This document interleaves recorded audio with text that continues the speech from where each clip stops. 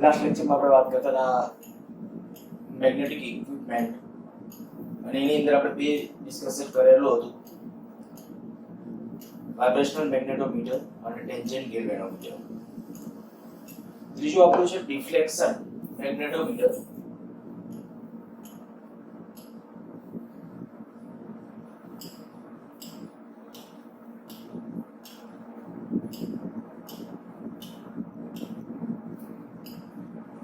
બહુ સિમ્પલ ઉપકરણ આ પણ જેમ વાઇબ્રેશનલ મેગ્નેટોમીટર કીધું તો એની જેમ ખાલી ચુંબકીય સોય. મેં લાસ્ટ લેક્ચરમાં તમને ચુંબકીય સોય બતાવેલી. ચુંબકીય સોય હોય એટલે મીટર પટ્ટી અવેલેબલ હોય, ચુંબકીય સોય અવેલેબલ હોય તો આપણે કહી શકીએ કે ડિફ્લેક્શન મેગ્નેટોમીટર છે આપણે પણ બનાવી શકીએ. સોય રચનામાં તો સૌથી પહેલા આપણે આવું ડિસ્કશન કરીએ કે ભાઈ માની લ્યો કે આ એક લાકડાની પટ્ટી પ્રમાણમાં મોટી પટ્ટી રાખવામાં આવતી હોય છે, વચ્ચે બરાબર એક ગેપ કરીને પરિભ્રમણ કરી શકે એવી રીતે મૂકેલી અંદર એક ચુંબકીય સોય.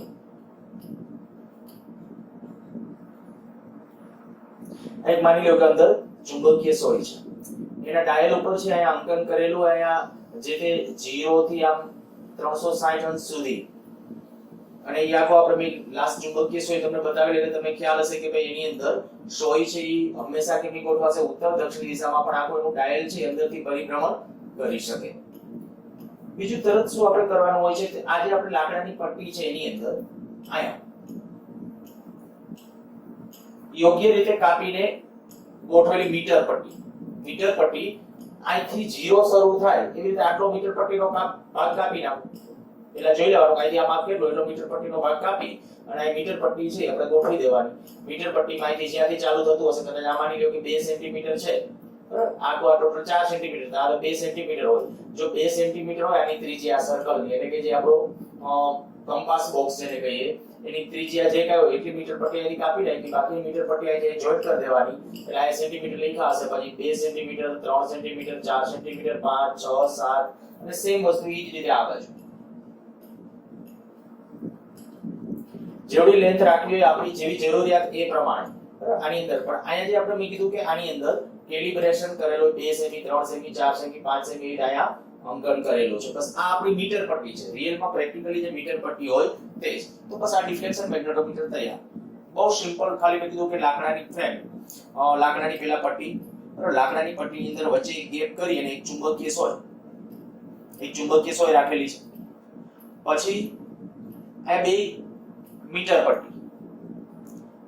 હવે આનો ઉપયોગ કરીને જુદી જુદી કે ભાઈ કોઈ મેગ્નેટિક મોમેન્ટ માપવી છે, કેવી રીતે માપશો? બરાબર? કોઈ મેગ્નેટિક મોમેન્ટ માપવી છે તો કેવી રીતે માપશો? હા, એક આ તમને આ કહી દઉં કે ડિફ્લેક્શન મેગ્નેટોમીટર માટે એવું જરૂરી નથી કે તમે બરાબર ખાંચો પાડીને વચ્ચે બેસાડો. તમે કદાચ માથે રાખી દો, પણ થોડું સ્થિર રાખવાનું, બેલેન્સ રહે એવું જોવાનું.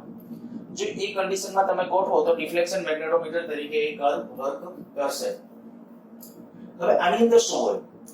જો એની જુદી જુદી કન્ડિશન કહેવાય. હું એની કહું સૌથી પહેલા 10A ગોઠવણ. 10A ગોઠવણની અંદર શું કરવાનું? તો કે જે પૃથ્વીની તીવ્રતા હોય, ક્ષૈતિજ તીવ્રતા BH, એને લંબ રૂપે આ પટ્ટી આવે ને એ રીતે ગોઠવવાનું. ફરીથી બોલું છું, તમારા વર્ણનમાં લખવું હોય તો લખજો. 10A ગોઠવણની અંદર શું કરવાનું? જે પૃથ્વીની ક્ષૈતિજ તીવ્રતા BH છે એને લંબ રૂપે આપણે આ પટ્ટી ગોઠવશું. હવે આ સ્થિતિમાં થાય શું? તો કે આ જે ઉત્તર ધ્રુવ હશે, બરાબર? એટલે કે આપણો આ દક્ષિણ ધ્રુવ, આ S, આ N. ઉત્તર ધ્રુવ કેમનો ગોઠવાય? ઉત્તર દિશા. આ બાજુ આ પૃથ્વીની ક્ષૈતિજ તીવ્રતા આપણે કીધું એ પ્રમાણે આ બાજુ હશે આ BH. અને પરિણામે ઇન્દ્રુ આ બાજુ છે એક્ઝેક્ટ ગોઠવાયેલો છે. તમારે શું કરવાનું? એવું લાગે કે આ ડાયલને ફેરવીને બરાબર 0 એક્ઝેક્ટ એના ઉપર કરના, કારણ કે ચુંબકીય સોય તો હંમેશા આમ જ રહેશે. પણ મેં કીધું કે એનો ડાયલ છે મૂવેબલ હોય, એટલે કે ડાયલને તમે આમ તેને આમ ફેરવો તો એ ડાયલ છે સહેલાઈથી ફરી શકતો હોય. બરાબર? એ ચુંબકીય સોય એઝ ઇટ ઇઝ.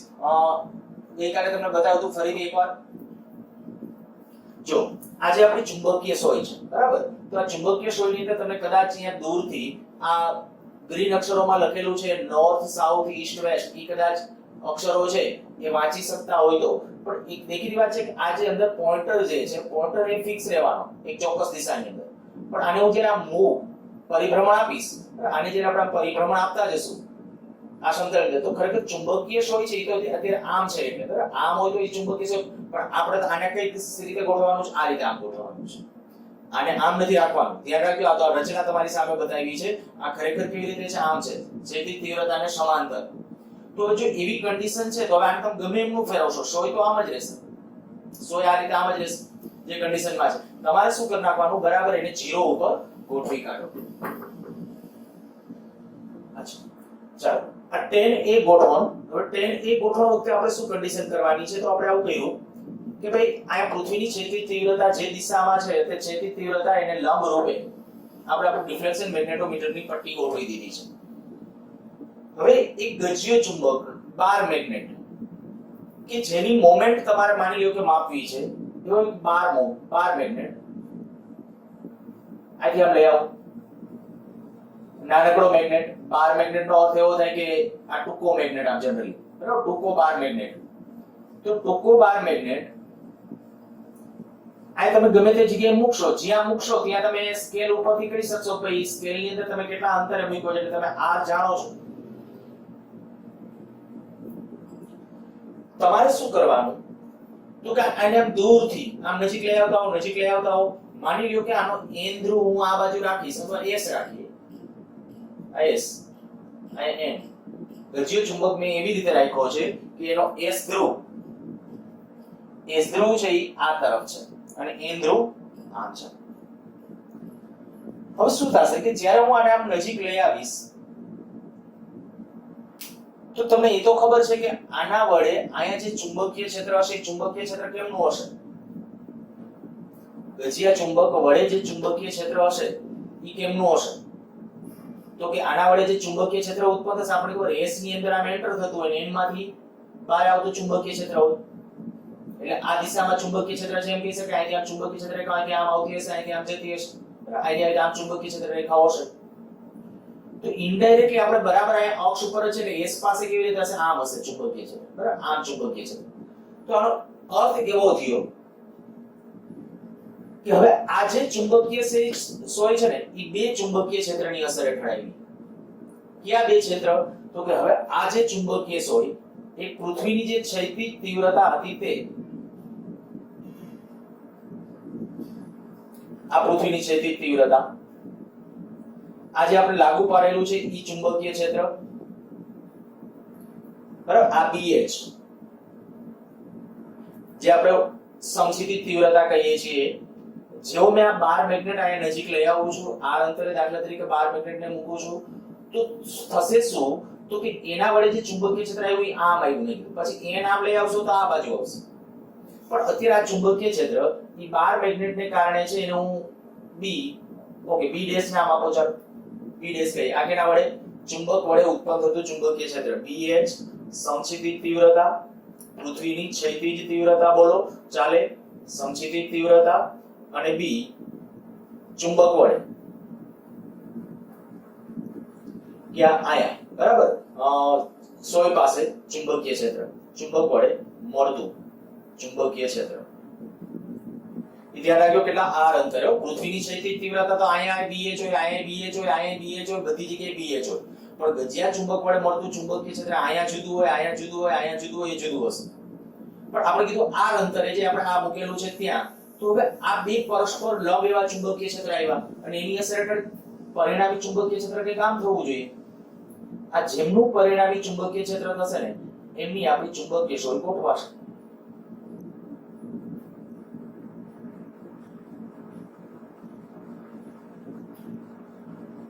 આ ચુંબકીય સોયનો નોર્થ, આ બાજુ આપણે માની લઈએ કે એનો સાઉથ. ચુંબકીય સોય કંઈક આમ હતી જે એ હવે તરત કંઈક ડિફ્લેક્શન બતાવશે. જ્યારે આ ગજિયા ચુંબકને તમે જે પ્રમાણે નજીક લઈ આવશો, ચોક્કસ રીતે નજીક, તમારે બને ત્યાં સુધી એવું કરાય કે એક ચોક્કસ કોઈ જ્ઞાત કોણ સુધી લઈ આવો. એ કોણ કેમાં માપશો, તો એ આની અંદર મેં કીધું હતું ડાયલ ની અંદર. પહેલા આપણે 0 ઉપર સેટ કર્યું, બરાબર આ આખું ઉપકરણ આમ છે, હવે જેવું તમે ઓલા ગજિયા ચુંબકને ઢસડીને આમ લઈ આવશો એટલે શું થશે, પહેલા ચુંબકીય સોય આમ હતી, હવે ધીમે ધીમે આમ જતી જશે. ચુંબકીય સોય કન્ટિન્યુઅસ આમ જશે. એક ચોક્કસ એંગલ આવે ની જગ્યાએ અટકી જાવ. અટકી જાવ પછી શું કરો, આ ડિસ્ટન્સ માપી લો. આ ડિસ્ટન્સ કેટલું છે, પેલો એંગલ થીટા માપો. તો આ એંગલ થીટા કહો, એંગલ થીટા અને r નોંધો. આ ગજિયા ચુંબકને નજીક લઈ આવતા જઈ તમે તમારી રીતે આનું વર્ણન થોડું લખજો, બરાબર? કા વારે ઘણી રિવિઝન કરવું પડશે, નહીતર આ બધું પાછું મગજમાં નીકળી જશે કે ભાઈ આ ગજિયા ચુંબકને અક્ષ ઉપર છે, એનો એક ધ્રુવ એના તરફ રહે તે રીતે લઈ આવો તો આનું ચુંબકીય ક્ષેત્રનું કોણાવર્તન થશે. એવું ચોક્કસ એક કોણાવર્તન ધારી લો કે આપણે થીટા મેળવ્યું અને ત્યારે આ અંતર r નોંધી લો. હવે આ સ્થિતિમાં શું થશે તો કે tan લો પ્રમાણે, tan લો શું હતું તમને યાદ છે, બરાબર? લાસ્ટ લેક્ચરમાં આપણે કે b બરાબર અહીં આપણે કહ્યું તો b ડેશ બરાબર bh tan થીટા. મેં તમને આવું કીધું હતું કે tan થીટા જ્યાં લખો એની સાથે આપણે જે બાજુનો એંગલ જાણતા હોય એ બાજુનું ચુંબકીય ક્ષેત્ર એની આરે લખવાનું. તો bh બરાબર b ડેશ બરાબર bh tan થીટા. ચાલો કિંમત મૂકીએ. b ડેશ શું તો કે આ ગજિયા ચુંબક વડે ઉત્પન્ન થતું ચુંબકીય ક્ષેત્ર. જો આ ટૂંકો બાર મેગ્નેટ હોય તો ટૂંકા બાર મેગ્નેટની અહીંયા આપણે બિંદુ એટલે આ અક્ષ પરનું બિંદુ થશે. તો અક્ષ પરના બિંદુએ ચુંબકીય ક્ષેત્રનું સૂત્ર શું, μ0/4π 2m r3. આ r અંતર હોય તો એટલે આ જે b ડેશ ને બદલે લીધું, બરાબર? b ડેશ બરાબર bh tan થીટા. હવે આમાંથી તમારે જે કઈ મૂલ્ય મેળવવું હોય, માની લો કે તમને પૃથ્વીની ક્ષૈતિજ તીવ્રતા આપી દીધી છે ને એમ કે આ ગજિયા ચુંબકની મેગ્નેટિક મોમેન્ટ કેવી મળશે. મેગ્નેટિક મોમેન્ટ છે એ વાઇબ્રેશનલ મેગ્નેટોમીટર થી સહેલાઈથી નક્કી થાય એવું મેં કીધું હતું. બીજો રસ્તો આપણો આ મેગ્નેટિક મોમેન્ટ જે તમારે નક્કી કરવી હોય ગજિયા ચુંબકની તો મેગ્નેટિક મોમેન્ટ હવે મળી જશે. bh જાણતા હોય, tan થીટા જાણતા હોય, r જાણતા હોય, આ તો અચળાંક છે. જો CGS પદ્ધતિમાં લખો તો આનું મૂલ્ય 1, બરાબર? μ0/4π એટલે μ0 નું મૂલ્ય આખો આ જે મૂલ્ય છે CGS પદ્ધતિમાં મૂલ્ય કેટલું થાય 1. આજે આપણો અચળાંક છે ની હું આખાની વાત કરું છું. બાકી μ0 નું મૂલ્ય જે ખાલી કહી તો 4π × 10⁻⁷ એ આપણે જાણીએ છીએ. ઓકે, આપણે જે ડિસ્કસ કરીએ છીએ મેં કીધું એ પ્રમાણે m નું મૂલ્ય મળી જાય. હવે ઘણી વખત તમને એમ કે ગજિયો ચુંબક છે ની મોમેન્ટ આપી દે કે ભાઈ ગજિયો ચુંબક આટલા અંતરે મૂકતા આટલાનું કોણાવર્તન થાય છે તો પૃથ્વીની ક્ષૈતિજ તીવ્રતા તે સ્થાને કેટલી હશે.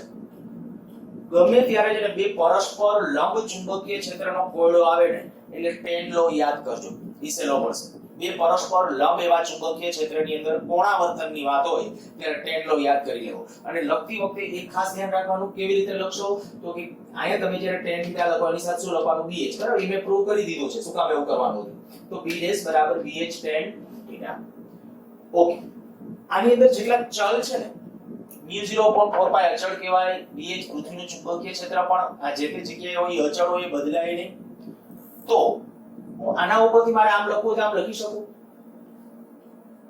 m is proportional to r cube tan theta.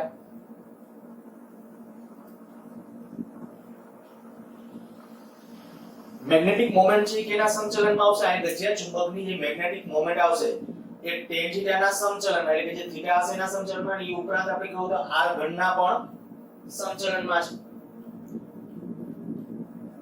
એક દાખલા તરીકે આપણે કહીએ કે આની અંદર બીજી એક મેથડ કહેવાય છે નલ ડિફ્લેક્શન મેથડ.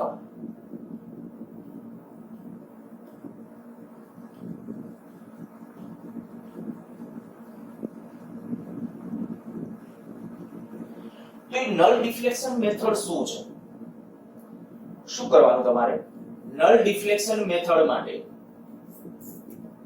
આ એક ચુંબક હતો, અહીંયા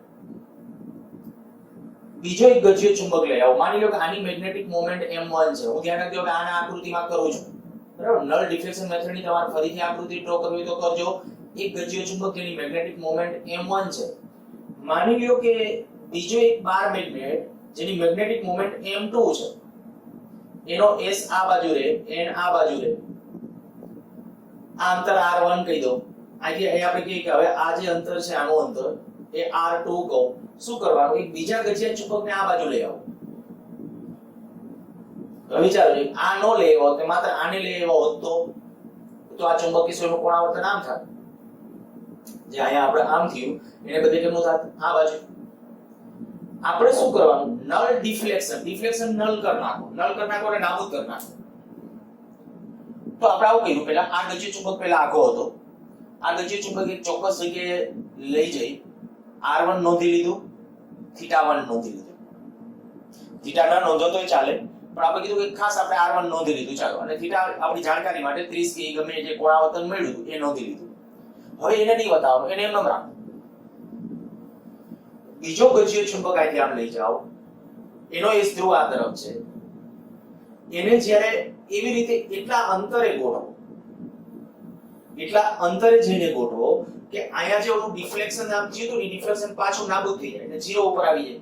બસ ત્યારે આ અંતર r2 નક્કી કરી નાખો.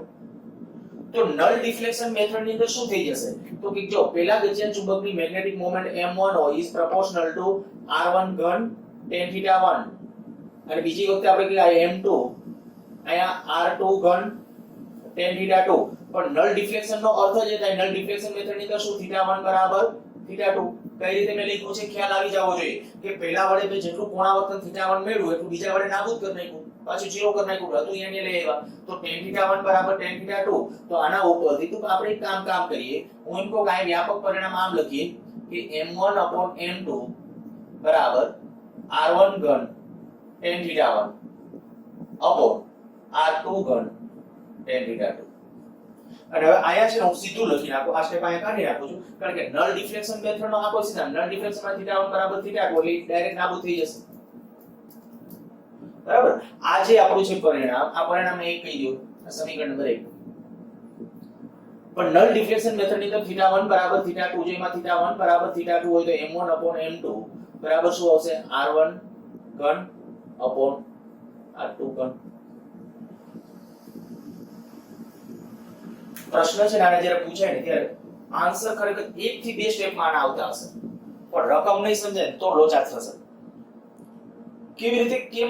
દાખલા તરીકે આવું તમને કહી દીધું કે ડિફ્લેક્શન મેગ્નેટોમીટર શબ્દ નો વાપરે ક્યારે. તમે એમ કહે છે કે માની લો કે આપણે જે ઉત્તર દક્ષિણ દિશામાં સ્થિર રહેલી એક ચુંબકીય શોય ની નજીક જેનું ચુંબકીય ક્ષેત્ર લંબ રૂપે રહે તેવી રીતે એક બાર મેગ્નેટ તેની નજીક 15 સેન્ટીમીટર અંતરે મૂકતા ચુંબકીય શોયનું 15 અંશ જેટલું અથવા 30 અંશ જેટલું કોણાવર્તન થાય છે. હવે બીજી બાજુથી બીજી એક મેગ્નેટિક મોમેન્ટ ધરાવતો ગજ્ય ચુંબક 18 સેન્ટીમીટર અંતરે મૂકતા ફરીથી તેનું કોણાવર્તન શૂન્ય થઈ જાય છે. તો આ બંને ગજ્યા ચુંબકની ચુંબકીય ચાક માત્રાનો ગુણોત્તર કેટલો હશે, તો એ કહેવાય null deflection method. Null deflection મેથડની અંદર m1 m2 બરાબર r1 ઘન r2 ઘન. હવે બીજી વખત પાછું આપણે કહીએ કે equal distance method, null deflection નહીં પણ ઇક્વલ ડિસ્ટન્સ. તો ત્યારે શું કરવાનું કે ભાઈ બે ગજ્યા ચુંબકને અહીંયા પાસે મૂકો તોય મળે. તમારે અહીંયા જો આપણે કહીએ કે ઇક્વલ ડિસ્ટન્સ મેથડ,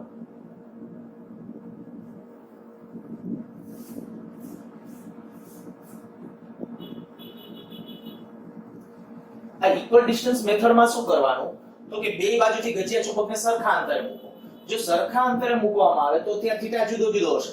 એટલે કે પહેલા પરિસ્થિતિમાં આવું સમજી લ્યો કે ભાઈ મેં પહેલા આ બાજુ આમ ગજ્ય ચુંબક મૂક્યો, સોરી ગજ્ય ચુંબક આ લઈ આવ્યા ત્યારે 30 નું કોણાવર્તન થયું, પણ માની લો બીજો ગજ્ય ચુંબક લઈ આવો ત્યારે કોણાવર્તન ઘટીને 15 નું થઈ ગયું. તો ઓલો જે તફાવત આવ્યો હશે એ ખાસ તમારે જોવાનું છે. ટૂંકમાં બે વચ્ચેનું જે આપણે θ1 અને θ2 મળી જાય તો આપણે કહી શકીએ કે આ પરિસ્થિતિની અંદર શું થાય, r1 બરાબર r2 થશે. આમાં θ1 બરાબર θ2 નલ ડિફ્લેક્શન, આમાં r1 બરાબર r2. તો મેગ્નેટિક મોમેન્ટ નો ગુણોત્તર કેટલો આવશે, m1 m2 બરાબર tan θ1 tan θ2. તો આ થઈ ગઈ આપણી નલ ડિફ્લેક્શન મેથડ અને ઇક્વલ ડિસ્ટન્સ મેથડ કે જેની અંદર r1 અને r2 સમાન અંતરે છે તેવી કન્ડિશન. તો બસ ડિફ્લેક્શન મેગ્નેટોમીટર ની અંદર હા એક tan b ગોઠવણી ચાલો ચર્ચા છે તો સાથે આપણે વાત કરી નાખી. તો એની અંદર શું કરવાનું કે આ પટ્ટી છે આપણે એવી જ રીતે ગોઠવશું. જોઈએ આકૃતિ ફરીથી ડ્રો કરું છું, આ પહેલા લખવાનું હોય તો લખી નાખો. સૂત્ર તો એમાં પણ આ જ રીતે લાગુ પડશે પણ મૂલ્ય થોડું ચેન્જ થઈ જાય. r1 r2 ડિસ્ટન્સો ને આ બધા ચેન્જ થઈ જશે. શું આવશે એમાં તમારે પૃથ્વીની ક્ષેત્રીય તીવ્રતા માની લ્યો કે આ તરફ છે eh, tan b ગોઠવણ તરીકે ઓળખાય છે. શું કરવાનું કે માની લ્યો કે આપણે આ ડિફ્લેક્શન મેથડ ડિફ્લેક્શન મેગ્નેટોમીટરની આપણે જે પટ્ટી છે તે આ વચ્ચે આપણું જે ડાયલ હતું અથવા કંપાસ મેગ્નેટિક કંપાસ કહેવાય એ આ એનો ઉત્તર દક્ષિણ દિશામાં પહેલા ગોઠવાયેલ છે બરાબર નોર્થ સાઉથ એટલે કે આ બાજુનો ધ્રુવ નોર્થ હશે આ બાજુ સાઉથ હશે આ કંપાસ બોક્સ બરાબર. હવે તમારે શું કરી નાખવાનું પહેલા આપણે આ પટ્ટીને આપણે માની લો કે અત્યારે ઉત્તર દિશા આ છે તો આ રીતે આમ પટ્ટી નાખી દેવાની પટ્ટીને આ રીતે આમ રાખી દીધી પછી વચ્ચે જે તમારે ડાયલને ફેરવીને યોગ્ય રીતે 0 ઉપર સેટ કરી નાખો. પછી શું કરશું તો કે પછીની કન્ડિશન વખતે આપણે કરવાનું છે આ કે બાર મેગ્નેટ લઈ આવો નજીક પણ બાર મેગ્નેટ જ્યારે નજીક લઈ આવશો ત્યારે હવે આ રીતે આમ આ દાખલા તરીકે અહીં n ધ્રુવ રાખો અહીં s ધ્રુવ બરાબર. અહીંયા આપણે પેલી ઓલી જે સ્કેલિંગ ની વાત કરી હતી છે બધું ચાલો એ ડ્રો કરી નાખો છો.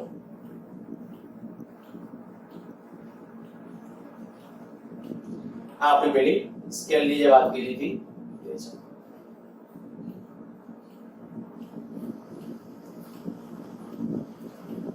હવે વિચારો કે n ધ્રુવ આમ હતો આ ગજિયા ચુંબક માટે આ બિંદુ અક્ષ પરનું થાય કે વિષુવૃત્ત રેખા પર આ ગજિયા ચુંબક માટે આ બિંદુ જે થશે એ અક્ષ પરનું કે વિષુવૃત્ત રેખા પરનું તો સહેલાઈથી કહી શકશો કે આ ગજિયા ચુંબક માટે આ બિંદુ કયું થશે વિષુવૃત્ત રેખા પરનું બિંદુ થશે. બસ સૂત્રમાં ખાલી એટલો જ છે તમારે શું કરી નાખવાનું કે પહેલા આ બરાબર આમ ગોઠવાયેલું હતું કોણાવર્તન 0 હતું આને ધીમે ધીમે આમ નજીક લઈ આવતા હો નજીક લઈ આવતા હો એક જગ્યાએ આવીને અટકી જાઓ ત્યારે હવે ચુંબકીય ક્ષેત્ર કેવી રીતે હશે તો આપણે કે n માંથી ચુંબકીય ક્ષેત્ર ઉત્પન્ન થશે n પાસેથી ઉત્પન્ન થશે અહીંયા આમ ચુંબકીય ક્ષેત્ર ઉત્પન્ન થતું હોય આ કેવી રીતે આમ હશે અહીંયા આમ હશે બરાબર. એટલે બે પરિણામી ચુંબકીય ક્ષેત્ર હશે આ n વડે જે ઉત્પન્ન થશે એ આ તરફનું હશે આ રીતે આમ લઈ આવો છો તો બરાબર. આને આપણે નામ આપીએ છીએ b' અને ઓલી ક્ષૈતિજ તીવ્રતા હતી આમ હતી ઈ કઈ ph. તો ચુંબકીય સોયનું કોણાવર્તન હવે કંઈક આ રીતે આમ થયું આપણા પાસે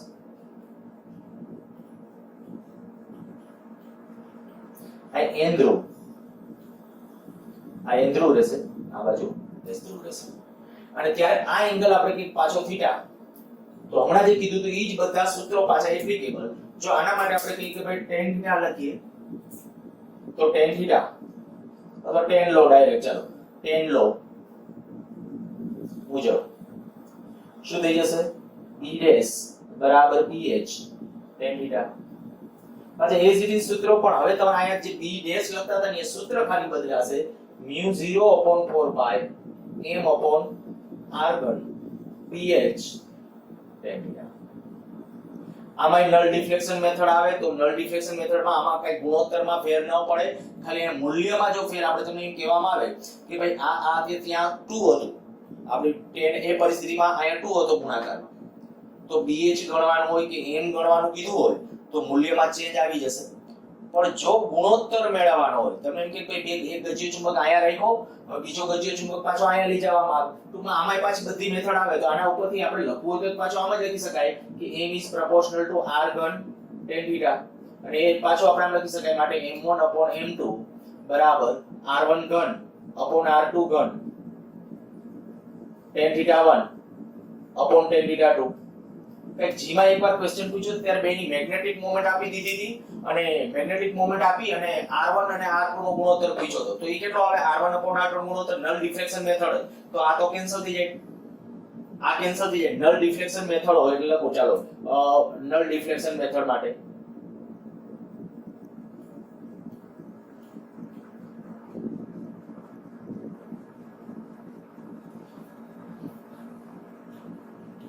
તો નલ ડિફ્લેક્શન મેથડ ની અંદર θ1 બરાબર θ2 તો શું થઈ જશે m1/m2 બરાબર r1 ઘન r2 ઘન અર્થાત કે r1/r2 બરાબર under root of cube m1/m2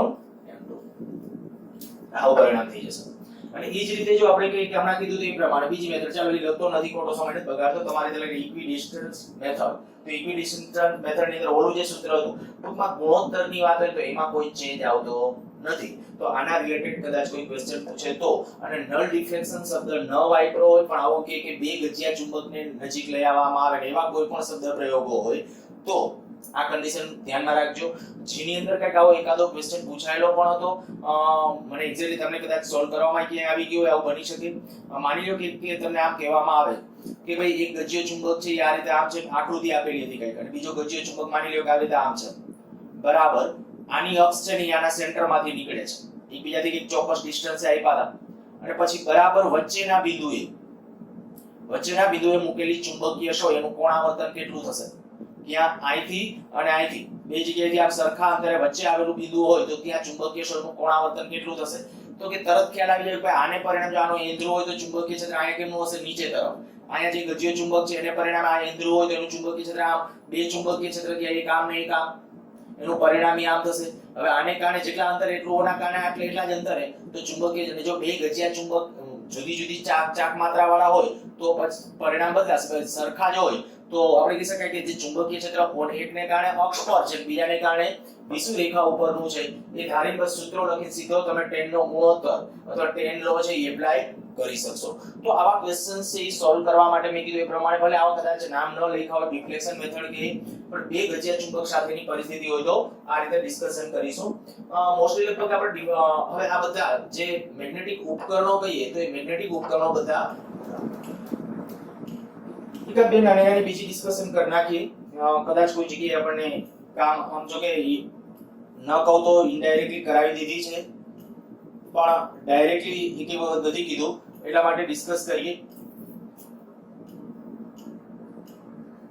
જ્યારે આપણી ચુંબકીય ક્ષય અથવા આપણે કે આપણો ગજિયો ચુંબક આ રીતે આમ ગોઠવેલો છે,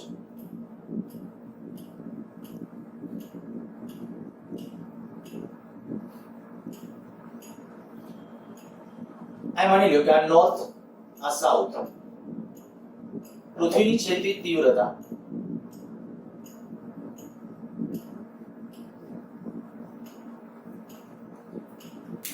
એ આપણા માટે આ ગજિયા ચુંબકનો નોર્થ સાઉથ છે.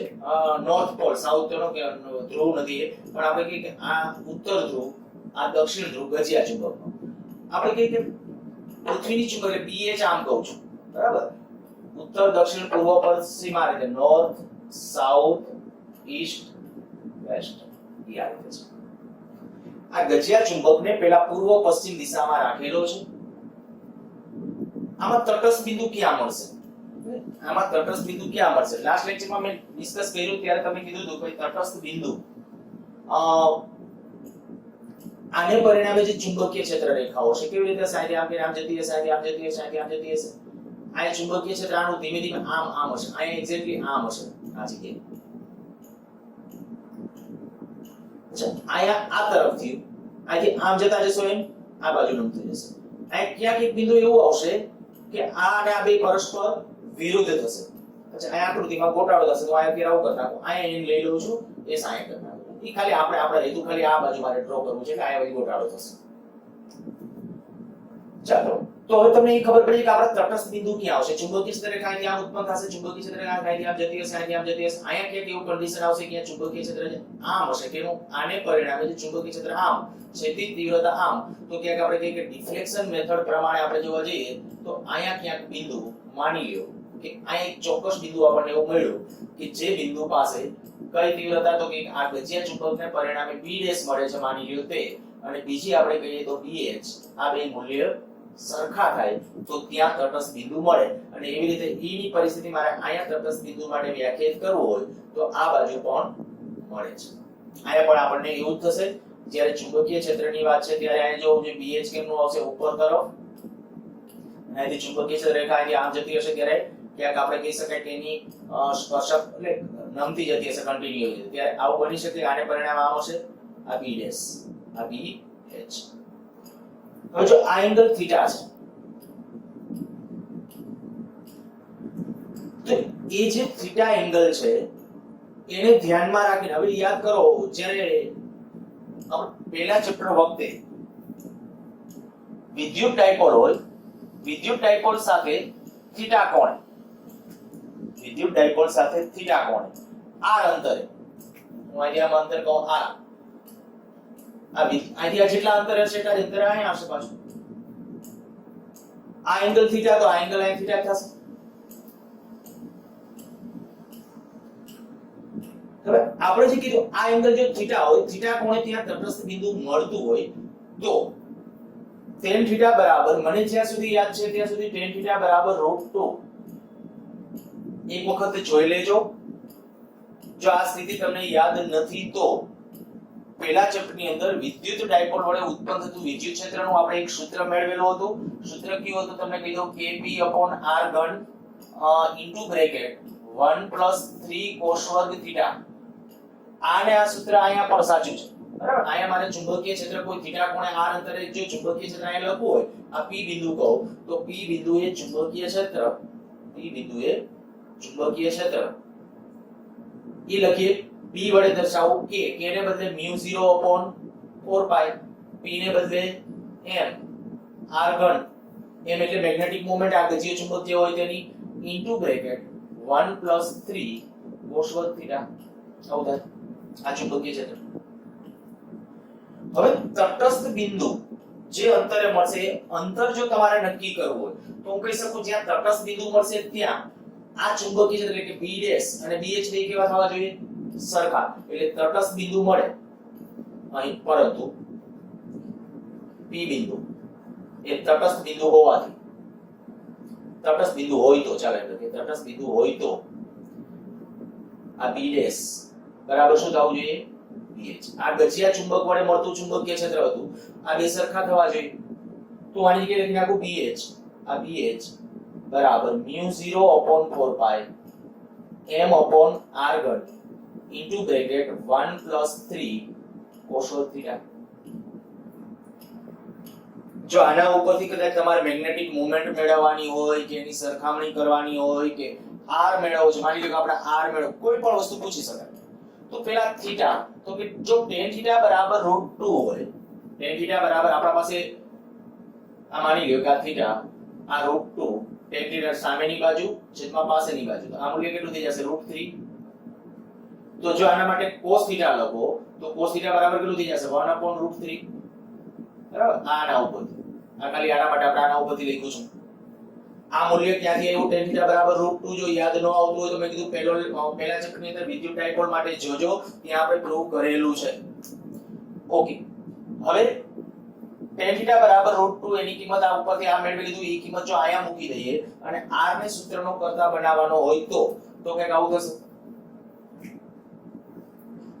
r3 બરાબર μ0/4π m bh √1 + 3 cos વર્ગ થીટા જોજે cos વર્ગ થીટા अब cos વર્ગ થીટા એટલે cos ની વેલ્યુ છે આ 1/3 છે તો cos વર્ગ એટલે 1/3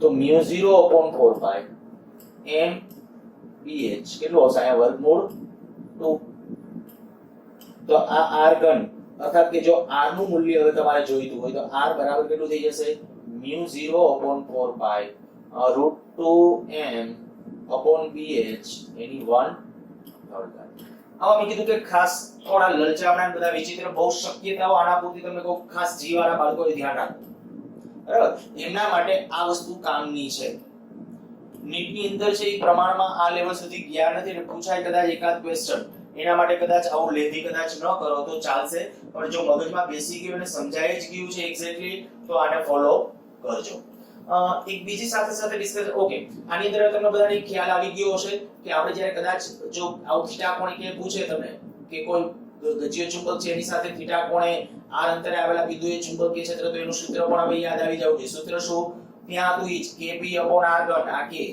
એને બદલે μ0/4π p/r3 અને આ 1 + 3 cos ત્યાં એક્ઝેક્ટલી આને આ સૂત્ર હતું એ અને ત્યાં થીટા કોણ કેટલો હોય તો આ બે વિરુદ્ધ થાય આ બે વિરુદ્ધ થાય એની શરત આ હતી ક્યાં આયા bh અને b' બે વિરુદ્ધ થાય એના માટેની શરત આ tan થીટા બરાબર √2 હોય તો એ એંગલે આ કન્ડિશન આપણને મળતી હોય સારું એનાથી આગળ એક વાત ચર્ચા કરી જઈએ પછી પૂરું કરીએ આ માની લો કે મેગ્નેટિક મેરિડિયન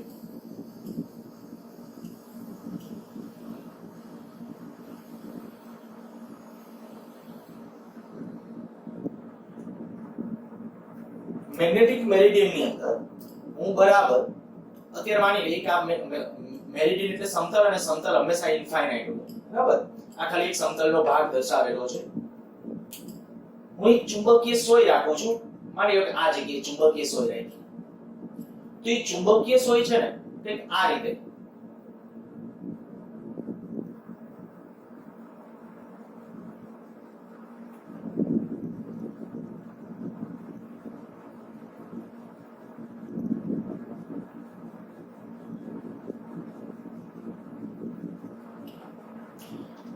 આનો નોર્થ પોલ નોર્થ એન છેડો કહીએ અથવા ગજિયા ચુંબકનો જે એન ધ્રુવ કહીએ તો આ ચુંબકીય સોયનો એન અને માની લ્યો કે આ એસ છે આ રીતે રહે છે તો આ જે એંગલ હશે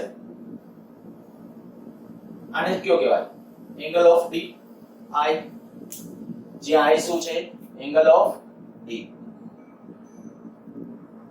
આમ લખી નાખું છું એ O D angle of D બરાબર A O D લખ્યું છે ફૂલ ફોર્મ શું એંગલ ઓફ D તો ત્યાં angle of D A I છે એ રીતે રહે છે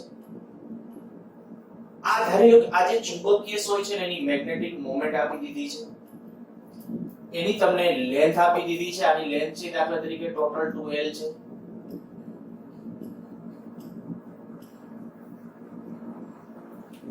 આની મેગ્નેટિક મોમેન્ટ કેપિટલ M કહીએ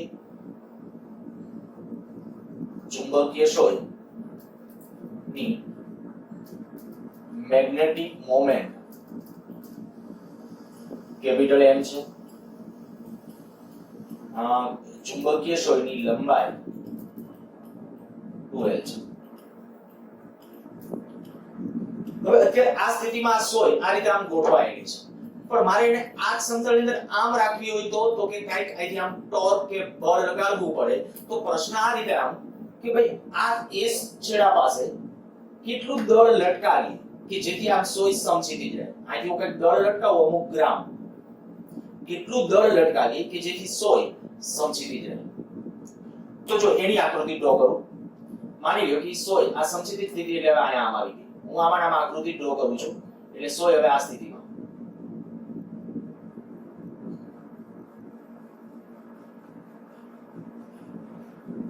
આઈએસ માની લો કે ત્યાં આપણે જે દળ લટકાવવું પડેલું છે ઈ એમ છે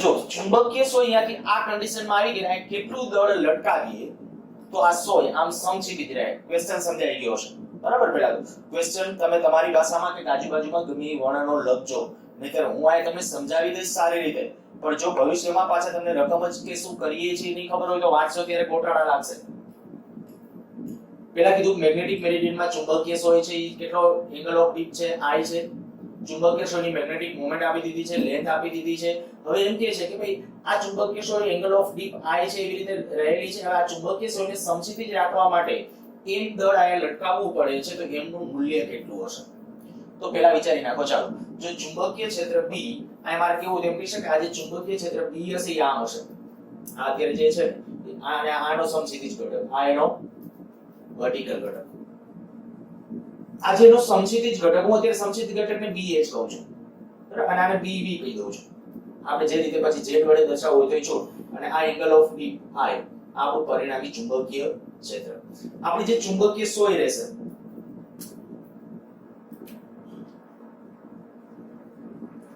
આપણી ચુંબકીય સોય આયા દળ mg દળ m એટલે વજન બળ mg બીજું આ કયો ધ્રુવ છે s જો આ BH ને કારણે n ધ્રુવ ઉપર કેમનું બળ લાગે n ધ્રુવ ઉપર આમ બળ લાગશે એ રીતે s ધ્રુવ ઉપર આમ બળ લાગશે q BH ને કારણે માની લો કે આનું ધ્રુવમાન હું p કહું તો p BH અને એવી રીતે આયા કહેશું p BH ધ્રુવમાન તો બે છેડે સરખા હોય અને ચુંબકીય ક્ષેત્ર BH સમસીધી ઘટક આયા હોય એટલો જ આયા હોય સમસીધી ઘટક કોઈ ચેન્જ નથી તો n ધ્રુવ ઉપર ક્ષેત્રની દિશામાં હોય n b ક્ષેત્ર આમ છે BH આમ છે ધ્યાન રાખજો BH મેં પહેલા કહી દીધું કે આ બાજુ છે એટલે આ બાજુ લીધું છે અને આયા s ધ્રુવ પર કેમનું બળ લાગે pH ની વિરુદ્ધમાં જે સમક્ષિતિજ ઘટક હશે એની વિરુદ્ધમાં. હવે આ બેના મૂલ્યો સરખા હોય દિશા વિરુદ્ધ એટલે એને ભૂલી જાવ, એનો કોઈ ઇફેક્ટ નથી. પણ આ જે હશે અહીં આપણે n ધ્રુવ ઉપર આ જે ઘટક છે એને પરિણામ બળ આમ લાગશે EQ P PV વર્ટિકલ ઘટકને કારણે n ધ્રુવ ઉપર ક્ષેત્રની દિશામાં અને s ધ્રુવ ઉપર કેવી રીતે ક્ષેત્રની વિરુદ્ધમાં P PV. આ વર્ટિકલ ઘટકને કારણે વર્ટિકલ ઘટક આમ હતો તો s ધ્રુવ ઉપર એનાથી વિરુદ્ધમાં લાગશે અને n ધ્રુવ ઉપર આમ લાગશે. હવે આ ત્રણ બળને કારણે q એક PVV એને કારણે ટોર્ક લાગશે, mg ને કારણે લાગશે અને એક આ PPV ને કારણે લાગશે. ઈ ત્રણેય ટોર્કની અસર હેઠળ આ ચુંબકીય ક્ષેત્ર સંતુલનમાં છે એટલે પરિણામી ટોર્ક ટો નેટ બરાબર 0. સંતુલનમાં હોવાથી ચુંબકીય ક્ષોય સંતુલનમાં હોવાથી ટોર્ક ટો નેટ બરાબર 0. તો ટોર્ક ટો નેટ 0 થવા માટે પહેલા આપણે આવું કરી નાખીએ. ચાલો આ જે છે મને આને કારણે કેવું જોઈએ કે આનું ટોર્ક કઈ દિશામાં હશે તો કે આપણે કહી શકીએ આનો આરામ બળામ ટોર્ક અંદર, આ ટોર્ક અંદર. એવી રીતે આને પરિણામે તો કે આનો આરામ બળામ તો ટોર્ક બહાર q આને કારણે mg ને કારણે. પછી આને કારણે ટોર્ક તો આને કારણે ટોર્ક કેમનો હશે આરામનું અને બળામ ઉપર તરફ તો ટોર્ક અંદર. આ બેને કારણે ટોર્ક અંદર છે તો ઈ એક દિશાના થઈ ગયા એટલે એને પ્લસ ગણો કે માઈનસ ગણો ગમે એક કન્ડિશન. દાખલા તરીકે ઈ ટોર્ક કેટલું તો આપણે કહી શકાય PBV આ બળ ધ્રુવમાન P આ બળ થયું બળ ગુણ્યા બળની કાર્ય રેખાનું સંદર્ભ બિંદુથી લંબંતર. યાદ છે ટોર્કની વ્યાખ્યા બરાબર બળ ગુણ્યા બળની કાર્ય રેખાનું સંદર્ભ બિંદુથી લંબંતર તો એ કેટલું L આટલું માપ કેટલું થશે L તો આ L એને હું માઈનસ ગણું છું અંદર જતું ટોર્ક છે એટલે માઈનસ ગણું છું એક E પછી PBV L E માઈનસ આ બે અલગ અલગ રેખા છે અને આ પ્લસ હશે તો એ કેટલું પ્લસ MgL બરાબર 0 PBV બરાબર mg તો m જોઈતું હોય તો m નું મૂલ્ય કેટલું આવી જશે 2p PV upon g. આ ધ્યાન રાખજો p એ વિદ્યુત ડાયપોલ મોમેન્ટ નથી, p એ શું છે ધ્રુવમાન છે બરાબર. જ્યાં p એ ધ્રુવમાન છે. હવે ધ્રુવમાન છે ને એને તમારે મેગ્નેટિક મોમેન્ટ માં ટ્રાન્સફર કરવું હોય તો આપણને ખબર છે કે ભાઈ m બરાબર મેગ્નેટિક મોમેન્ટ m બરાબર શું થાય p 2l p 2l તો p બરાબર શું થઈ જશે m upon 2l. જો આ તમારે લખવું હોય તો લખી શકો છો આ 2 આ m upon 2l pv upon g 2 cancel out કરો mbv l g. તો આ જે આપણા પાસે થઈ જશે આ m ડેશ છે ને દળ કહી દો આ દળને આપણે m ડેશ વડે દર્શાવવું છે. ઓલું ધ્રુવમાન છે ઈ m હતું એટલે આ કેપિટલ સ્મોલ બધી જગ્યાએ જે રાખો ઈ તમારી આ m ડેશ દળ. ચાલો તો અહીંયા આવી ગયું m ડેશ આ દળ.